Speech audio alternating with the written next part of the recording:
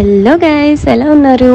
నేను మొన్న ఇంటికి వెళ్ళినప్పుడు మా మమ్మీ ఆకలిస్తుంది అంటే రాగి సంగటి విత్ చేపల పులుసు పెట్టి ఇచ్చారనమాట. తింటే అబ్బా ఎంత టేస్టీగా ఉంది తెలుసా. సో ఈ రెసిపీ ఎలా చేస్తారు అని మమ్మీని అడిగితే నాకు చెప్పారనమాట. సో అందుకని ఈ వీడియో చేస్తున్నాను. ముందుగా ఒక గ్లాస్ ఆఫ్ రైస్ లో 6 గ్లాసెస్ ఆఫ్ వాటర్ వేసుకుని బాగా కుక్ చేసుకోవాలన్నమాట. ఈ రైస్ ఇలా కుక్ అయిన తర్వాత ఒక పించ్ ఆఫ్ సాల్ట్ వేసుకుని ఒక గ్లాస్ రైస్ కి 5 గ్లాసెస్ ఆఫ్ పిండి వేసుకోవాలి.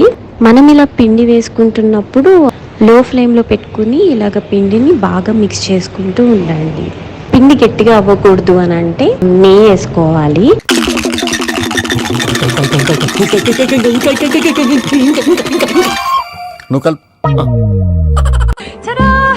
సో సర్వ్ చేసుకోవాలి అని అంటే మనకి రాగి ముద్ద కావాలి కదా.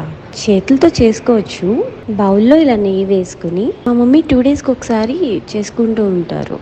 సో ఈజీగా అయిపోవాలి కదా, అందుకని షీ క్రియేటెడ్ ఓన్ వే. తనకి తను ఈజీ వే క్రియేట్ చేసుకుంది ఇలా.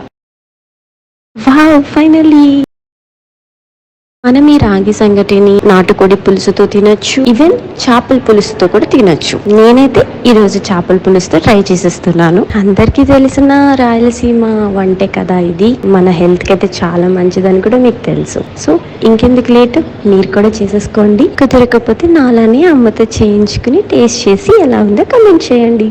Bye, please subscribe.